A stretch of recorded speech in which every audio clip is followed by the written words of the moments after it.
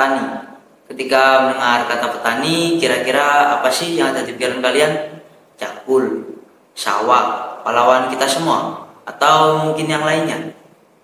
Harga panen yang murah, kurangnya teknologi, kegagalan panen, belum lagi siklus distribusi yang merugikan para petani, serta oknum-oknum yang memanfaatkan bantuan pemerintah yang harusnya jatuh ke tangan petani. Mungkinkah dunia pertanian akan hilang untuk selamanya? Atau masih ada harapan dari tangan-tangan generasi penerus dunia pertanian? Hanya ada satu pertanyaan, beranikah kalian menyambutnya?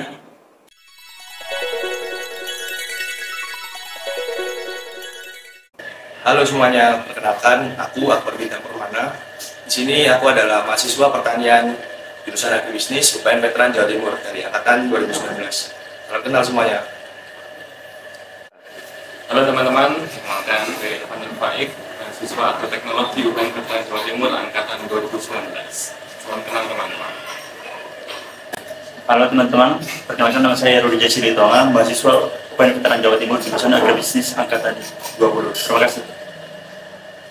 Halo semuanya, halo Kak. Halo. Sehat-sehat Kak? Alhamdulillah sehat. Ya, kalian udah tahu belum nih yang di samping aku ini ada siapa aja? Halo. Jadi di samping aku ini ada kakak-kakak hebat loh dari Fakultas Pertanian UPN Veteran Jawa Timur. Nah, tentunya kakak-kakak tadi kan udah kenalan nih di segmen awal tadi. Nah, di sini ada Kak Bintang, di sini ada Kak Irfan, terus di sebelah lagi ada Kak Rudi. Mereka semua mahasiswa dari Fakultas Pertanian yang menemani kita pada hari ini. Nah, ngomong-ngomong nih Kak, selain kuliah nih, apa kakak-kakak ini punya kesibukan lain di samping kuliah? Mungkin bisa mulai dari Kak Rudi. Di samping kuliah mungkin kesibukan tidak ada sih, tapi buat semester ini kesibukan kuliah itu memang banyak juga.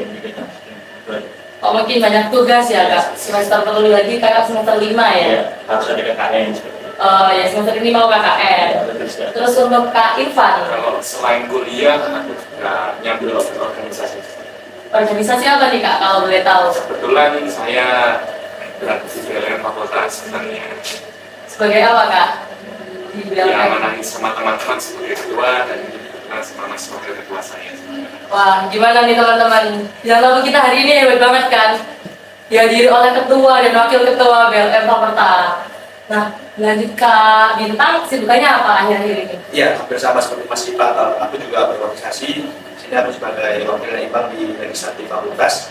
Dan aku juga mengisi kesibukanku di semester 7 ini dengan bekerja. Aku bekerja di salah satu kafe di Surabaya.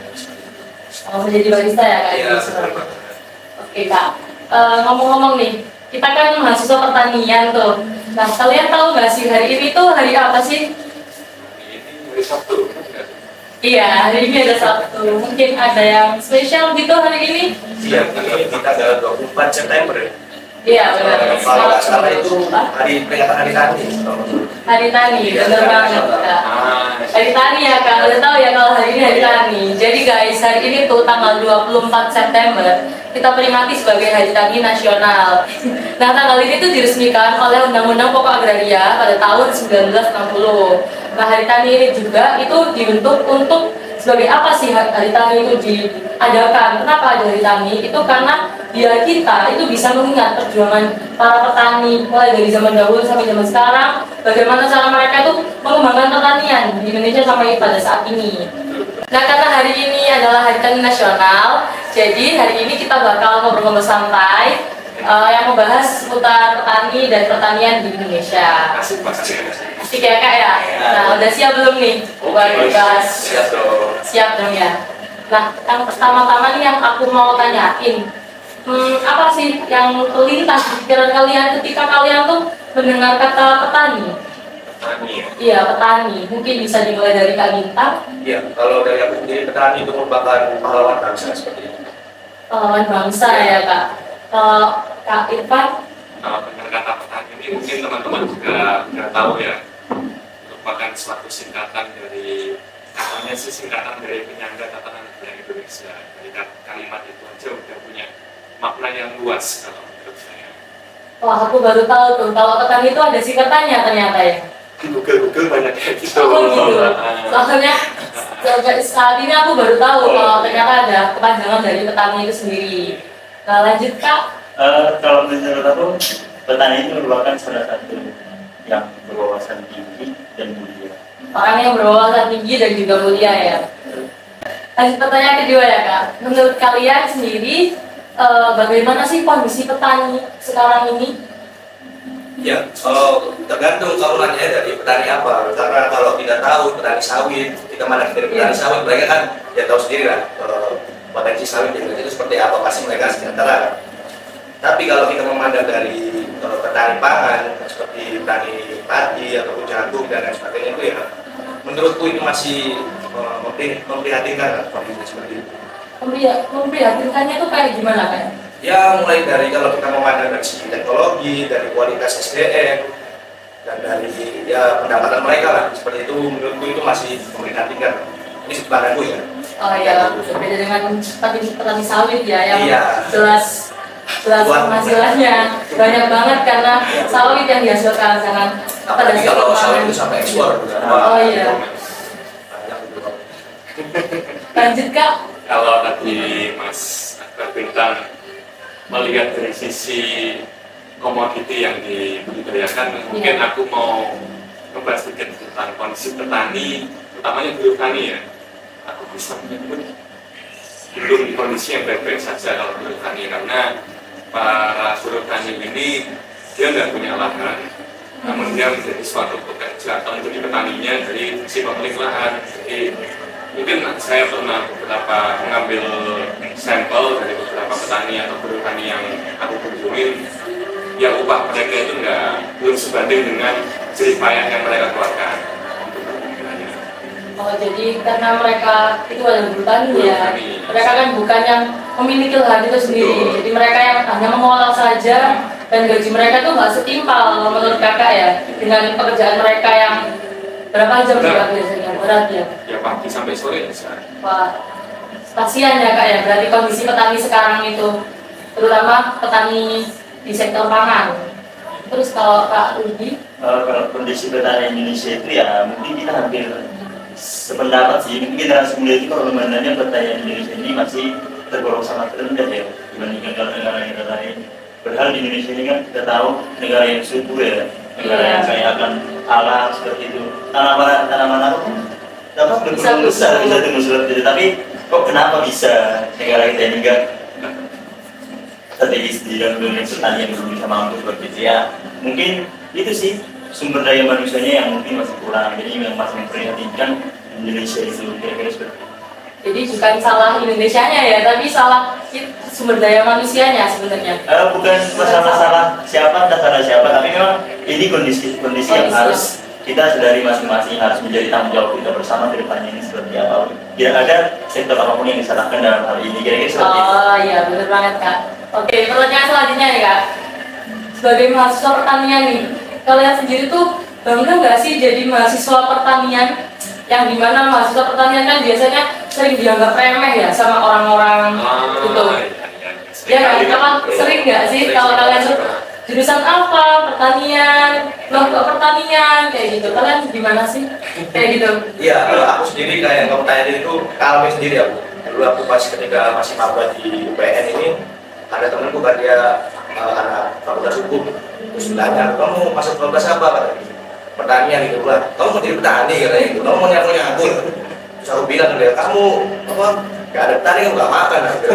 Iya benar banget. Ini pembelaan kita sebagai mahasiswa pertanian. Terus kalau misalnya kita ditanyakan bangga atau enggaknya, tentu saja bangga. Seperti itu karena kita lihat sendiri kalau pertanian kan merupakan salah satu sektor yang memegang apa ya, Indonesia negara paling tinggi seperti itu. Kayaknya semua pernah ngalamin kok masuk jurusan pertanian. Iya, Itu kayaknya semua mahasiswa pertanian pasti pernah dapat pertanyaan itu. Justru kalau belum dapat pertanyaan belum mahasiswa pertanian. Benar banget. Iya, cuma ya sama yang nggak dikatakan Mas Bintang, kalau dikatakan bangga ya jelas bangga. Terutama kalau dari saya pribadi, saya memperkenalkan diri sebagai mahasiswa pertanian itu sudah menunjukkan kalau saya bangga dengan status saya sebagai mahasiswa pertanian. Kalau ditanya bangga menjadi mahasiswa pertanian ini memang bangga. Soalnya latar belakang saya juga lahir dari seorang petani kan, ayah dan ibu menjadi seorang petani. Tapi saya bangga juga, maksudnya masih banyak hal-hal yang perlu dibenahi, perlu meningkatkan dalam pertanian Indonesia ini. Jadi nggak selamanya pertanian itu kaya atau miskin, juga selamanya. Kira-kira aku sama yang profesi-profesi yang lain seperti ini. Wah, jadi kakak-kakak ini bangga semua ya jadi mahasiswa pertanian. Terus asal yang nonton kita tahu ya, kalau kalian cari di Google jurusan perkuliahan yang sedikit meminat tapi memiliki prospek kerja yang bagus, yang pasti keluar pasti dari Fakultas Pertanian, bisnis maupun agroekologi seperti itu. Karena prosesnya luas banget ya, kayak jurusan lain kayak jurusan ini dia buku aja gitu kan. Peluangnya juga besar tuh. Iya. Apalagi di Indonesia kan kita negara agraris. Nah, Kalau Mbaknya bangga kan? Bangga dong kak. Bangga. Nah, sebagai kalian kan bilang ya kalau kalian tuh bangga jadi mahasiswa pertanian. Nah, apa sih perwujudannya gitu dari rasa bangga itu sendiri sebagai mahasiswa pertanian? Perwujudan rasa bangga sebagai mahasiswa pertanian ini mungkin setiap mahasiswa juga beda-beda ya. Iya. Cuma mungkin sedikit yang mau aku sharingkan sama apa yang jadi perwujudan merasa bangga aku ya. Aku mencoba mengimplementasikan sedikit demi sedikit apa yang aku dapetin dari mata kuliah kepada hal-hal pertanian yang bisa aku jangkau. Contohnya ya dari belajar berbudaya, budaya yang baik dan benar seperti apa, hal-hal teknis seperti itu. Alhamdulillah mencoba praktekin sendiri. Terus juga selain itu ya kita sama-sama tahu nggak semua mahasiswa pertanian punya rasa bangga yang sama. Mungkin ada yang merasa salah jurusan, ada yang insecure segala macam yang gitu kan. Nah, aku juga mengambil seringkali ada yang diskusi sama komunitasku namanya Lingkar Studi Pertanian Agraria dan Lingkungan. Di situ kita sering ngajak diskusi semua mahasiswa buat membahas isu-isu nasional terutama di bidang agraria, pertanian, lingkungan. Tujuannya juga supaya membangkitkan lagi rasa semangat dan rasa semangat berpikir teman-teman mahasiswa khususnya pertanian agar bangga dengan jurusannya. Ya, kalau aku nggak gimana tuh perwujudannya? Iya, aku juga bersama seperti Mas Irfan ya. Aku juga ikut berkontribusi dalam kegiatan-kegiatan yang mengangkat sektor pertanian.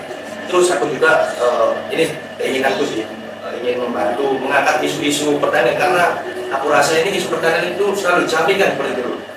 Jadi kurang ada yang follow up sehingga kurang digubris oleh pemerintah seperti itu. Dan wujud bangga kita sebagai mahasiswa pertanian juga seperti kita saat ini kita memperingati hari tani ini juga salah satu wujud bangga kita seperti itu. Ya, betul sekali. Kalau Rudi gimana? Kalau wujudkan mengimplementasikan kalau kita itu bangga dari mahasiswa pertanian itu memang banyak sekali hal yang bisa dilakukan. Kalau dari saya sendiri mungkin selaku mahasiswa ya, mungkin udah belajar banyak tentang tanaman dan lain dari seorang petani juga, jadi udah naik ke satu langkah seperti itu. Kalau saya misal mengajar seminar, saya pernah mengisi materi-materi di seminar pertanian, UMKM pertanian seperti apa, cara pengembangannya seperti apa, terus kebijakan politik juga tentang pertanian seperti apa. Jadi bisa mengisi materi-materi seminar seperti itu, memberikan wawasan bagaimana sih yang bagus itu, seperti pertanian yang bagus ini berkelanjutan, modern itu seperti apa yang perlu kita benahi seperti itu. Sebenarnya kita mahasiswa yang sudah menerima pelajaran di kampus bisa kita terapkan di mana sejak termasuk yang dibilang Mas Akbar tadi, kita diskusi seperti ini aja membahas tentang pertanian itu udah menjadi salah satu citra bangga kita sebagai mahasiswa pertanian seperti itu. Setidaknya kita tahu lah mengingatkan masyarakat pertanian itu seperti apa, membagi wawasan bersama. Itu wujud terkesitan bangga yang bisa dilakukan oleh seorang mahasiswa pertanian. Apalagi kita sambil minum kopi pertanian juga banget. Nah, bener banget kan. Jadi banyak sekali yang bisa kita banggakan sebagai mahasiswa pertanian itu sendiri. Jadi kita kan nggak harus juga sebagai materi sini nggak harus gimana. Iya. Kecil aja kita ngopi aja udah pertanian banget kan. Apalagi bahas-bahas tentang pertanian. Ya, asik banget tuh. Karena kalau nggak ada petani kopi, kalian semua nggak bisa nongki kan sih. Soalnya tiap hari kan ngopi kan. Masa ngopi pakai es teh terus nggak mungkin kan? Nggak mungkin juga. Iya, tadi juga sama pertanian. Ya, jadi bangga ya jadi. Nah, pertanyaan selanjutnya Kak, kita kan sebagai generasi penerus bangsa nih, generasi pertanian Indonesia juga rujukannya. Nah, sebagai generasi penerus bangsa yang bergelut di bidang pertanian sendiri, apa sih yang kalian harapkan untuk pertanian Indonesia ke depannya itu?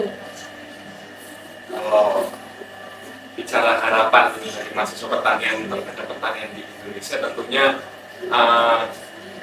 kita membawa harapan yang menuju petani yang lebih baik. Dari sisi mananya banyak faktor, kita bisa sama-sama tahu bahwa pertanian sendiri di Indonesia masih mengalami beberapa kendala dan permasalahan. Kalau dari saya pribadi sebagai mahasiswa pertanian, tentunya memiliki harapan permasalahan-permasalahan dari sektor hulu sampai hilir ini dapat diselesaikan. Tentu juga kalau kita melihat atau mengkomparkan antara pertanian di Indonesia maupun di luar negeri, terutama di Eropa, tentu kita kendala jauh dari sisi teknologi. Hanya harapannya adalah ada pengembangan dari sisi teknologi dan pengetahuan tentang ilmu pertanian. Ya, yang dijelaskan sama Mas Ivan tadi kan lumayan panjang. Kalau harapanku sih singkat aja, para buruh tani ini hidupnya sejahtera, itu aja sih harapan. Karena yang tadi dari dijelaskan Mas Ivan banyak kan, mulai dari teknologi dan permasalahan objeknya lah. Kalau aku lebih ke subjeknya, yaitu hidup dengan buruh tani ini sejahtera, itu udah cukup sih. Mungkin bisa ada itu. Kalau harapan kita terhadap pertanian di Indonesia itu ya tentunya harus lebih baik lah seperti itu. Tapi yang menjadi poin kuncinya itu ya kita harus bekerja sama dari seluruh aspek. Kita ketahui bahwa pertanian itu merupakan sebuah sistem juga. Jadi kalau dia terhambat di salah satu subsistemnya itu nggak bakalan jalan. Jadi mulai dari sarana yang dibilang Masnya tadi, hulu sampai hilir itu harus, dan kebijakan pemerintah juga itu sangat mendukung terhadap pertanian Indonesia. Jadi bukan hal yang mudah sebenarnya buat kita. Soalnya kenapa? Agribisnis seperti itu merupakan sebuah sistem dari hulu sampai hilirnya itu harus butuh setiap aspek dalam subsistem itu harus perlu dibenahi, sehingga nanti kedepannya itu harus baik seperti itu. Kita selaku mahasiswa memberikan harapan yang besar, semoga kedepannya itu kita generasi muda ini mampu mencetak pertanian yang menjadi lebih baik lagi. Soalnya Indonesia ini makin lama makin banyak penduduk juga kalau kita lihat sampai sekarang. Dan sementara lahan pertanian itu sudah semakin sempit, seperti itu udah banyak beralih ke lahan industri. Nah itu menjadi poin besar kita sebagai generasi muda ke depan. Ya, aku sepakat juga sama Mas Rudy tadi. Perlunya ada kontribusi dari setiap stakeholder. Nah, agar harapannya benar-benar jadi gitu. Benar tadi ya katanya mulai dari pemerintah, tadi dari mahasiswa pertanian maupun pelaku pertanian itu sendiri. Kita harus saling berkontribusi lah untuk menjadi pertanian Indonesia yang lebih baik. Banyak sekali harapan-harapan kita sebenarnya untuk agar pertanian Indonesia tuh lebih maju ke depannya dari segala aspek, entah itu pertaniannya, hasil produksinya maupun buruh taninya sendiri. Oke Kak, kita masuk ke pertanyaan terakhir nih ya. Nah, generasi muda kan banyak tuh, tapi kenapa sih kok yang minat di bidang pertanian itu sedikit? Apalagi terjun langsung ya, bukan untuk perkuliahan ya, yang untuk terjun langsung ke sektor pertanian itu kenapa sedikit? Sedangkan yang meneruskan kan kita, siapa lagi kalau bukan dari mahasiswa pertanian. Nah, kalau penerusnya sedikit, otomatis untuk kedepannya lagi kan juga bingung mau gimana. Nah, gimana sih tanggapan kakak mengenai masalah ini? Mas Rudy ini petani muda kita ini. Kalau ditanyakan alasan mengapa banyak generasi muda yang tidak berminat di dunia pertanian seperti itu ya. Iya. Mungkin kurangnya minat generasi muda di bidang pertanian itu disebabkan oleh beberapa faktor. Yang tentunya itu faktor dari pertanian itu sendiri. Mungkin mindset generasi muda ini memikirkan bahwa pertanian itu masih tradisional, terus profesi ini tidak menguntungkan seperti itu. Dianggap diterik matahari terus seperti itu, terus harus berbanding lumpur di sawah, seperti itu, harus di tanah seperti itu. Nah ini konsep pertanian mungkin harus kita ubah seperti itu. Suatu kedepannya kita bisa menjadikan pertanian itu menjadi lebih maju, mulai dari sisi prasarananya, manajemennya, pemasarannya. Apalagi kalau kita dibantu oleh pemerintah yang sangat memperhatikan pertanian ini. Ini mungkin salah satu menjadi cara yang bisa kita lakukan untuk membuat pertanian ke depan, kira-kira seperti itu. Dengan terubahnya pertanian Indonesia yang menjadi ke depan, yang menguntungkan menggunakan teknologi yang super modern, saya yakin 100% minat generasi muda itu di dalam dunia pertanian bakalan meningkat. Itu gara-gara apa? Kan soalnya generasi muda Indonesia itu harus memiliki masa depan yang cerah. Jadi nanti pertanian ini dianggap menjadi sektor yang memiliki masa depan seperti itu. Apalagi kalau melihat konsep-konsep negara lain seperti itu, meskipun negara lain itu negara maju yang industrinya berkembang, tapi jangan salah, mereka itu pasti mengembangkan yang namanya pertanian. Soalnya pertanian itu apa? Pertanian itu menentukan gigi sebuah negara.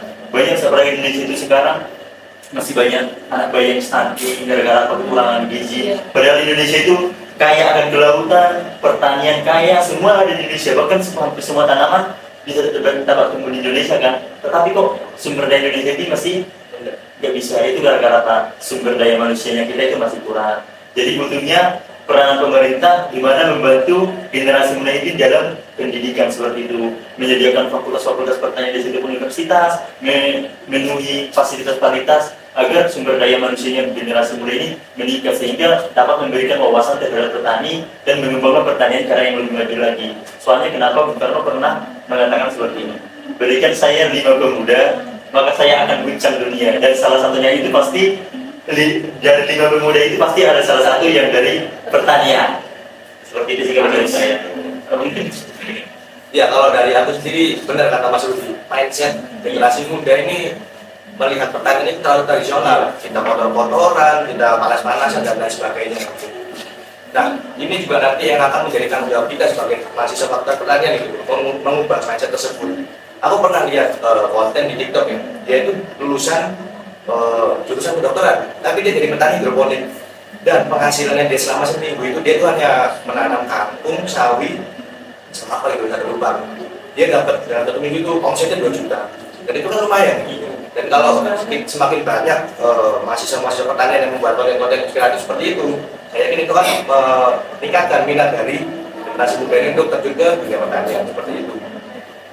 Ya, yang dikatakan Mas Rudi sama Mas Bintang tadi itu udah mencakup beberapa aspek yang mempengaruhi mental sebenarnya, mental sudut pandang generasi muda terhadap pertanian, baik dari sisi sarana dan prasarana, pun dari sisi kampanye. Memang hal yang wajar kalau ada sudut pandang ataupun kita bisa membaca ke depannya generasi muda yang berminat di pertanian ini semakin menurun dari tahun ke tahun.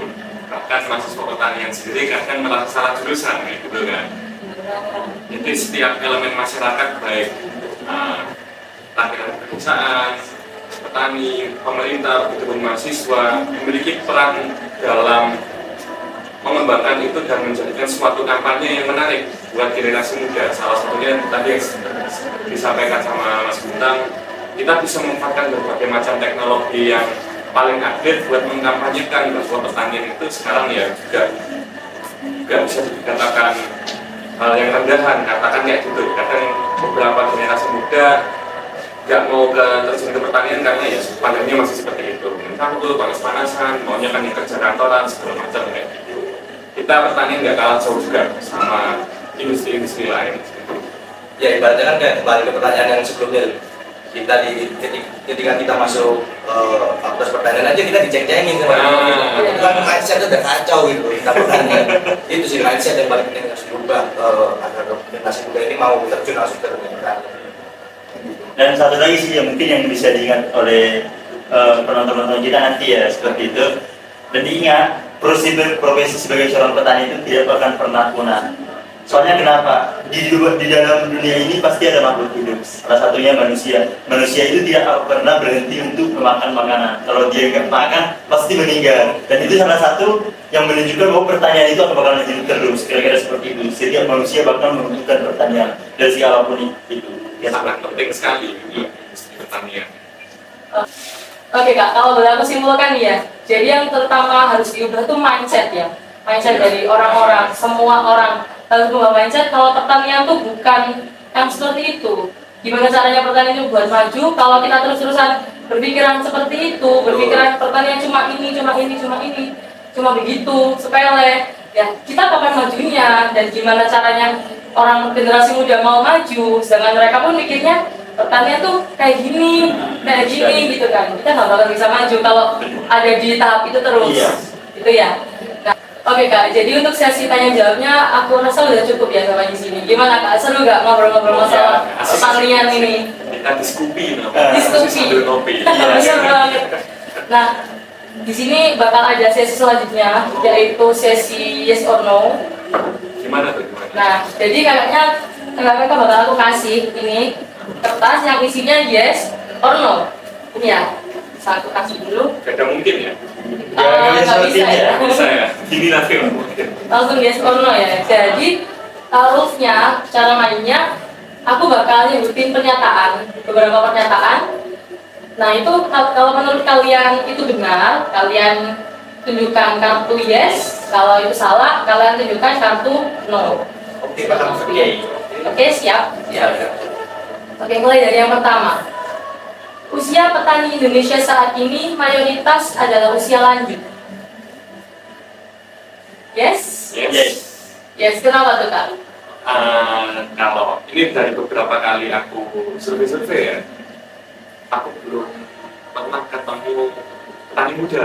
Dari beberapa kali aku main ke lahan-lahan punya teman, terus aku memang gak ada jalan sendiri. Ya, bapak-bapak sepuh sama ibu-ibu sepuh memang yang intens kerja di pertanian. Oke Kak, langsung saja kita bisa simak ya penjelasan dari dosen Fakultas Pertanian. Oke. Ya memang itu jawaban yang paling tepat adalah benar ya. Jadi dominasi petani kita memang pemuda Indonesia ini ada kecenderungan untuk tidak mau bekerja di sektor pertanian lagi. Jadi kalau angkanya sih kurang lebih hanya sekitar di bawah 1 juta yang usia di bawah 25 tahun, kurang lebih 900.000 orang. Itu dari sensus tahun 2018 ya. Kemudian juga kalau mereka yang bekerja di sektor pertanian pun anak muda ini juga tidak banyak. Total pekerja di pertanian itu adalah kurang lebih 29%. Dan yang orang mudanya hanya kurang lebih 800.000. Hanya di atas 25 sampai 35 itu juga tidak begitu besar juga, kurang 4 jutaan kurang lebih seperti itu. Sedangkan yang berusia lanjut di atas 45 tahun atau 55 tahun sampai dengan 65 tahun kurang lebih 20 juta orang. Ini cukup mengkhawatirkan kalau kita lihat bagaimana peran daripada pertanian sebagai penyangga ketahanan pangan di Indonesia ini. Tentunya juga harus kita imbangi dengan bagaimana produktivitas bisa ditingkatkan. Nah, generasi muda ataupun generasi milenial ini sangat dibutuhkan perannya di dalam bagaimana meningkatkan produktivitas pertanian itu sendiri. Jadi ke depan memang ini jadi PR dari pemerintah, makanya ada pemerintah juga mencanangkan kegiatan YES ya, Youth Entrepreneurship Support Services itu. Jadi itu cukup untuk bagaimana meningkatkan peran generasi muda di dalam menjadi petani-petani yang mempunyai produktivitas tinggi, khususnya petani-petani milenial. Ini tentunya saudara sekalian akan sangat mengubah. Kita berharap petani-petani muda ini bisa ikut berkontribusi di dalam meningkatkan produktivitas, khususnya dalam peningkatan produktivitas tanaman pangan kita, karena NTP pertanian di Indonesia juga masih cukup bagus, jadi nilai tukar petani masih di atas 100%, sehingga tentunya pertanian ini bukan lahan pekerjaan yang merugikan, tapi masih menguntungkan, karena nilai tukar petani masih di atas 100%, dan ini tentunya bisa meningkatkan minat generasi muda supaya kedepannya jauh lebih baik untuk bisa bekerja di sektor pertanian. Saya kira itu. Terima kasih. Lanjut pernyataan yang kedua ya Kak. Mayoritas petani di Indonesia masih menggunakan teknologi konvensional. Benar atau salah? Wah, ada yang jawabannya beda nih. Kenapa nih Kak? Kalau ada yang jawab no, ada yes, kalau boleh tahu. Ya mungkin dari sudut pandang kita yang beda-beda. Mungkin dari Mas Irfan nih, jelasin. Ya, kalau aku bilang, katakan tadi banyak yang pakai teknologi konvensional ya. Kalau iya. Bicara teknologi konvensional ini kan seperti kita ya pakai cara yang manual, terus bisa membaca soal pakai sapi atau kerbau. Cuma untuk teknologi sendiri dari beberapa hal yang pernah saya baca, di setiap daerah pasti punya balai penyuluhan, dan di situ juga ada suatu intensifikasi untuk memberikan penyuluhan kepada petani-petani di daerahnya. Dari sisi apa teknologi ini mungkin kalau aku menyebutnya nggak muluk-muluk ke teknologi yang di luar, kayak ada drone segala macam itu ya, pakai mobil, tapi kayak ada traktor, ada mesin diesel buat pengairan, ada alat penyemprot, itu aja sudah merupakan sebuah teknologi. Jadi ya aku bilang itu suatu teknologi yang tidak konvensional. Kalau kita ada benih-benih hibrida segala macam seperti itu. Oke Kak, untuk lebih lengkapnya bisa kita simak penjelasan langsung dari dosen Fakultas Pertanian. Baik, saya kira benar itu ya.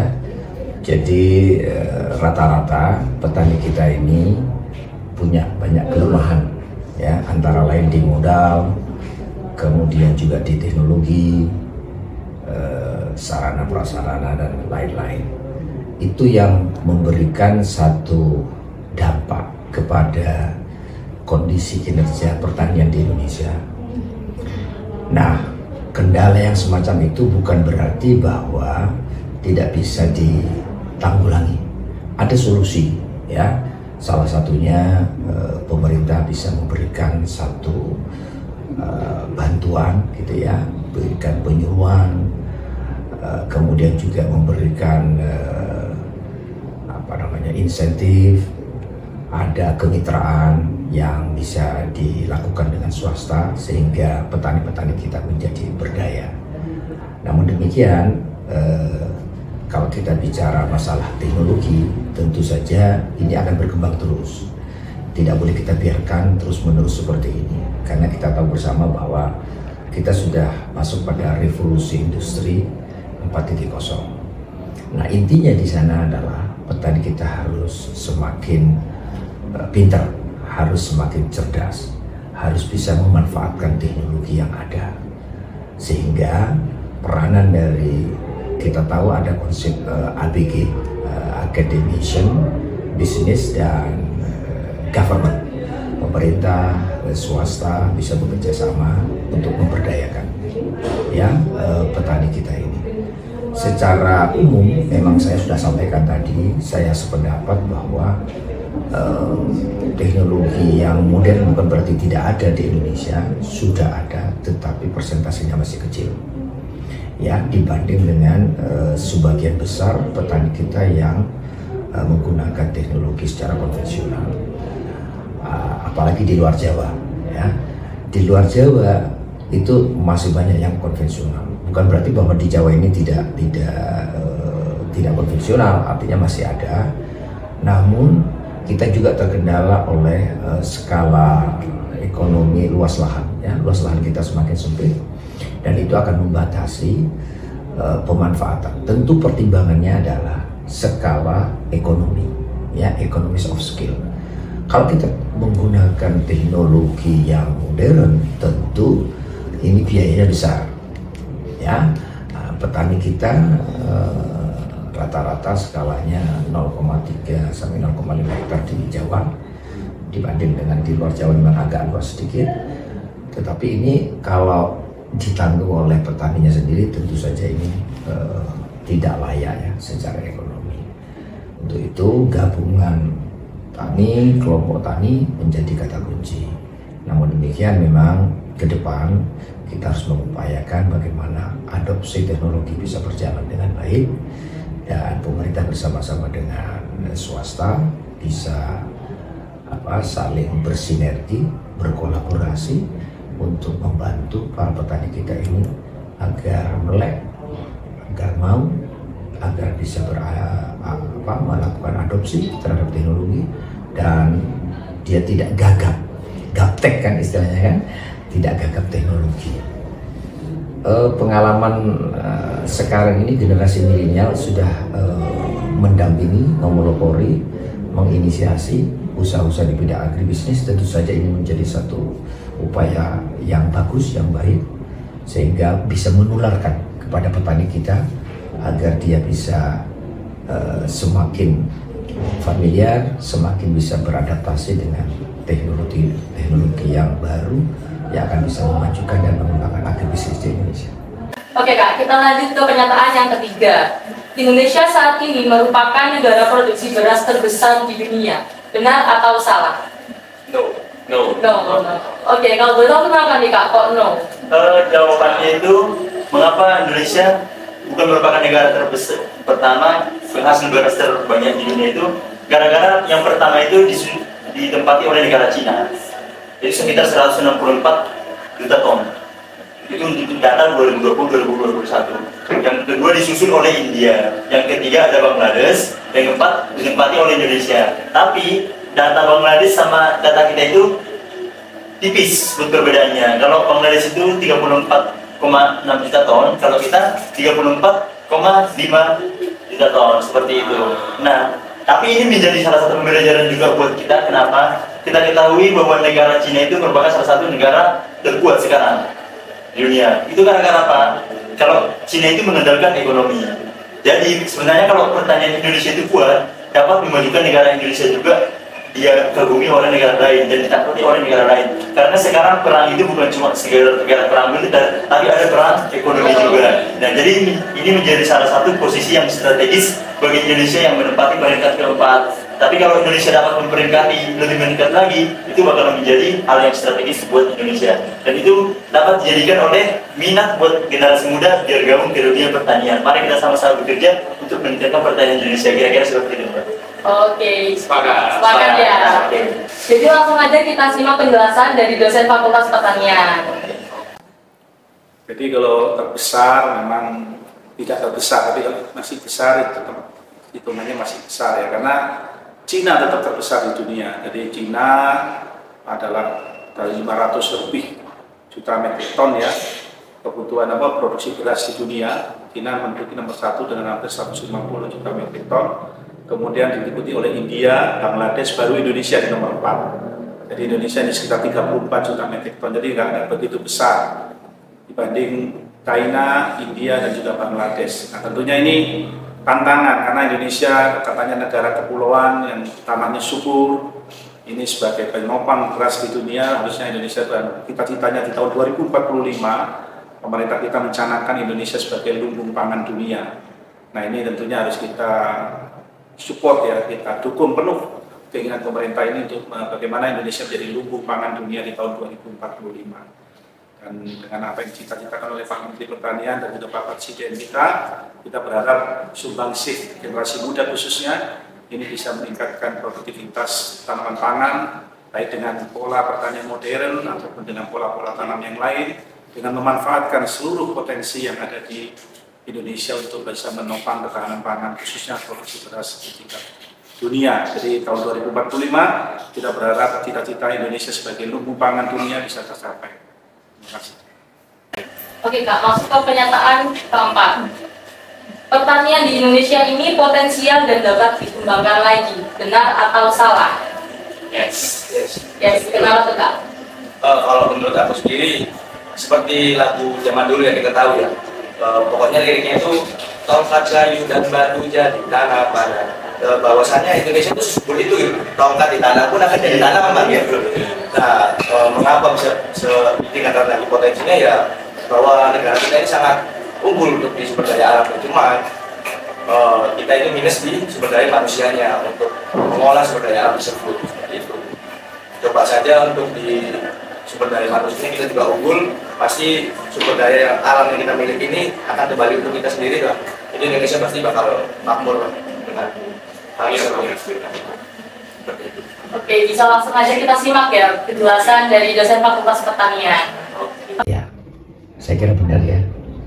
Kita negara agraris, kita negara biodiversitasnya yang sangat luas, beragam, banyak flora, fauna, laut, hutan, daratan dan seterusnya, banyak spesies, banyak varietas yang tumbuh di Indonesia sebagai karunia dari Allah SWT.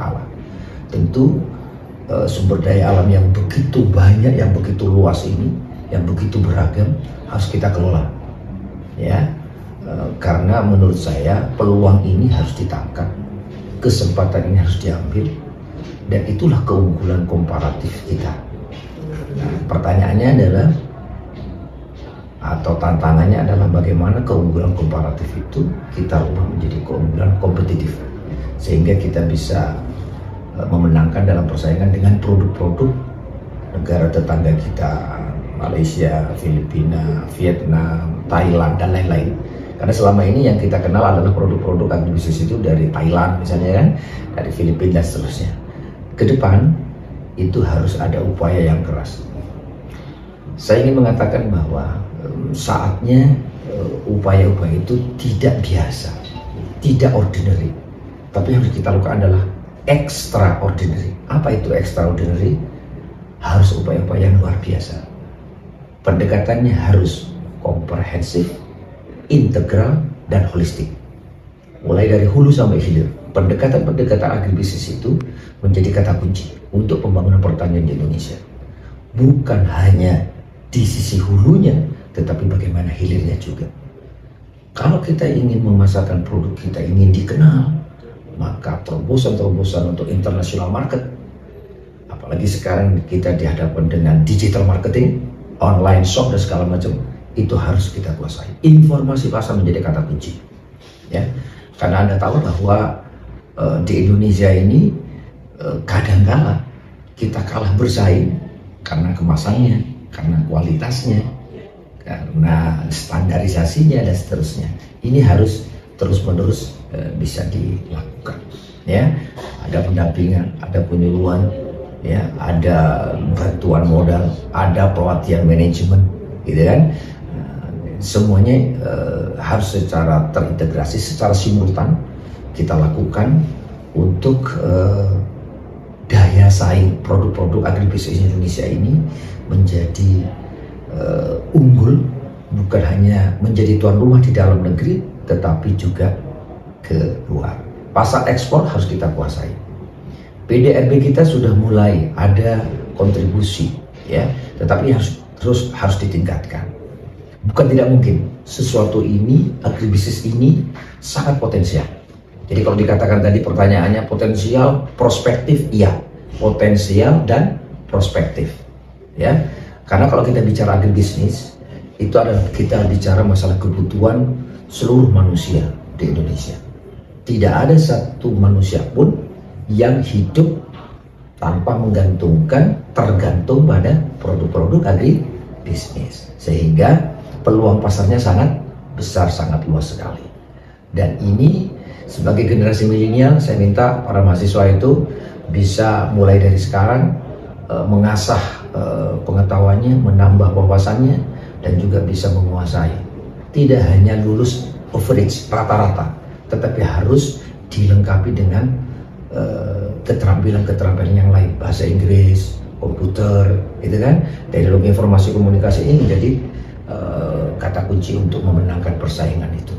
Sudah waktunya dan sudah saatnya sekarang kita ini bisa berkiprah dan bisa menang dalam persaingan. Saya yakin pada suatu saat produk-produk agribisnis di Indonesia itu akan menjadi produk yang kompetitif, yang unggul dan menang dalam persaingan. Oke, kita masuk ke pernyataan kelima.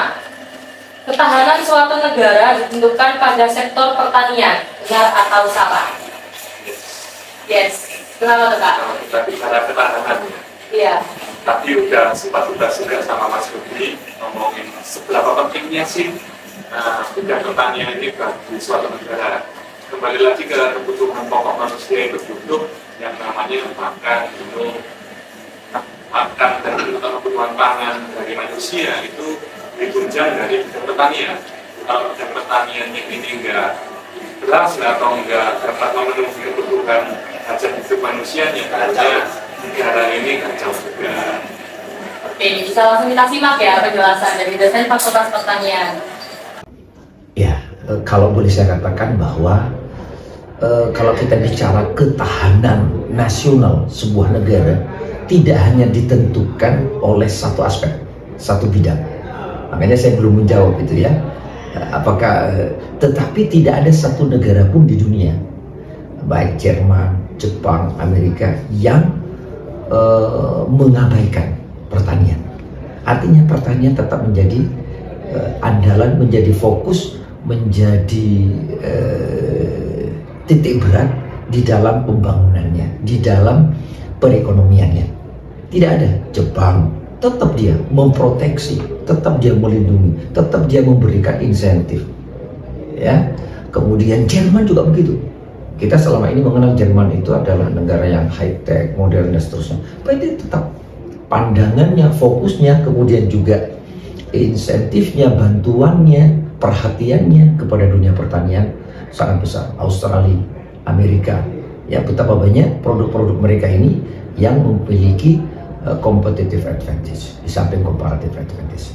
Jadi terhadap pertanyaan itu menurut saya itu tidak seluruhnya benar. Karena apa? Di masing-masing negara ini dia punya keunggulan, ya. Ketahanan nasional sebuah negara tidak hanya ditentukan oleh satu aspek, bukan hanya karena pertanian, tetapi saya ingin mengatakan bahwa di Indonesia ini pertanian adalah menjadi keunggulan. Ya, ini akan menentukan. Ya, Bung Karno pernah menyatakan bahwa mati hidupnya sebuah bangsa sebenarnya ditentukan oleh pangannya. Ya, Bung Karno tahun 63 ketika meresmikan kampus Institut Pertanian Bogor pada saat itu. Sehingga pangan ini harus dikelola dengan baik. Apalagi kita sebagai lumbung pangan, gitu kan? Apalagi kita juga sudah memiliki sumber daya alam yang sangat luas, banyak dikaruniai oleh Allah Subhanahu wa taala. Untuk itu maka saya ingin mengatakan bahwa ketahanan nasional sebuah negara tidak hanya ditentukan oleh satu aspek. Banyak, kalau dalam teorinya itu ada aspek politik, ekonomi, sosial budaya, pertahanan keamanan, hukum, dan lain-lain. Ya, pertanian adalah salah satu subsektor dari ekonomi, sehingga ini akan sangat mempengaruhi ekonomi. Dan sekali lagi, kalau ini terguncang, ini ada hambatan, ada handicap, ada constraint, maka itu akan berpengaruh kepada aspek ekonomi secara keseluruhan.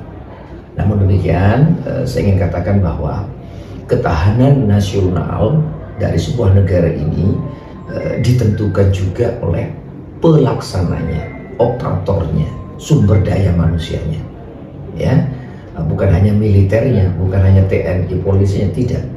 Termasuk ketika kita mengelola pangan, mengelola pertanian ini akan sangat menentukan.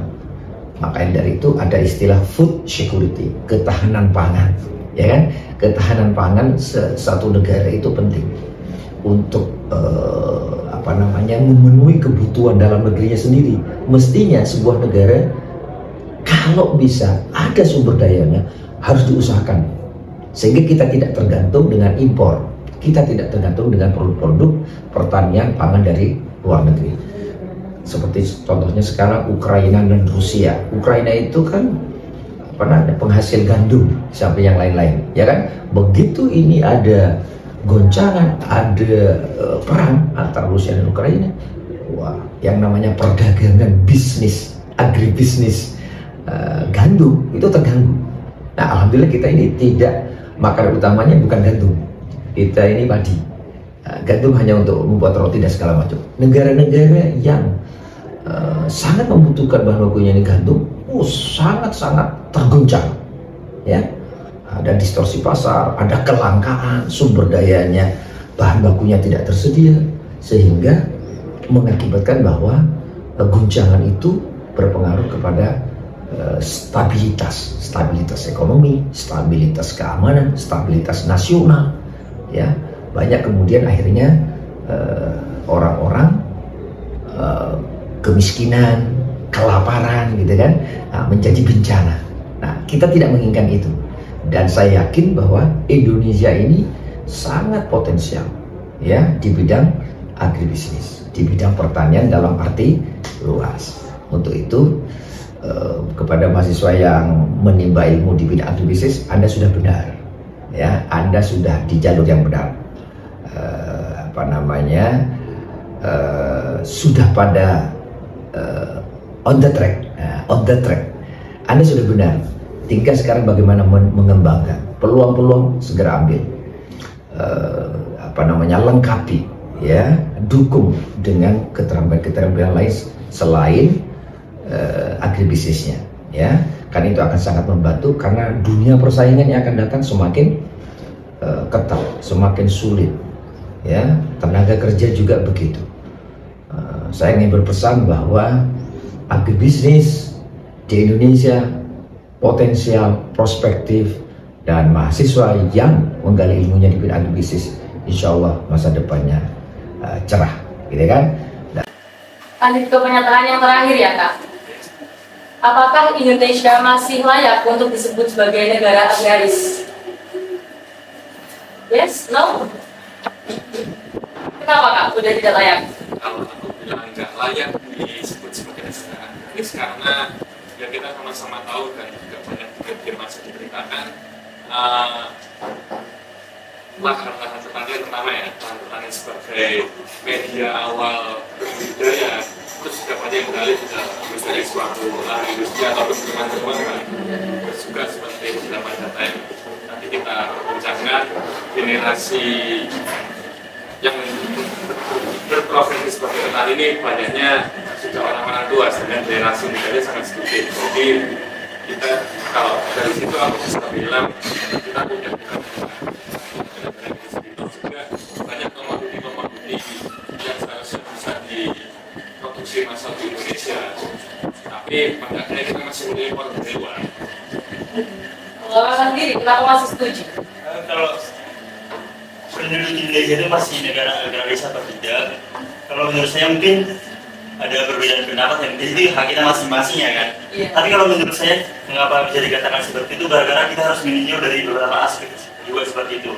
Banyak saudara-saudara kita yang ada di Papua sana, di Pedapan sana, yang di Kalimantan sana, apalagi di daerah Sumatera sana itu masih bergantung pada pertanian. Jadi kita tidak harus melihat dari sisi kota saja seperti itu perkotaan, tapi sebagian besar masyarakat di penduduk kita yang ada di saudara-saudara di sana itu masih bergantung kepada bercocok tanam bertani seperti itu. Tetapi bisa juga dikatakan makin kendor seperti itu, negara ini makin kendor gara-gara apa? Seperti yang bilang Mas tadi, memang sekarang infrastruktur jadi semakin jarang seperti itu, tapi itu bisa kita pertahankan negara di sini. Udah lebih kurang nanti kita generasi muda, ayo kita tingkatkan pertanian ini. Misalnya mungkin lahannya bisa beralih ke lahan yang lebih kecil, tapi dengan lahan yang kecil ini kita bisa memaksimalkan dengan hasil produksi yang tepat melalui apa, mungkin melalui teknologi tepat guna seperti itu. Ini pendapat dari saya. Nah, oke, bagus banget nih pendapat dari kakak-kakak ini ya, walaupun berbeda pendapat tapi tetap kuat ya pendapatnya. Jadi kita tetap lagi dengan menyimak penjelasan dari dosen Fakultas Pertanian. Nah, ini kalau masalah benar salah berlaku atau tidak, ini memang kita selalu dulu nyanyinya kan kita berharap kita jadi negara agraris ya, karena memang yang bekerja di sektor pertanian ini harapan kita cukup besar, tapi ternyata yang bekerja di sektor pertanian di Indonesia hanya kurang lebih 28,9%, jadi cukup rendah.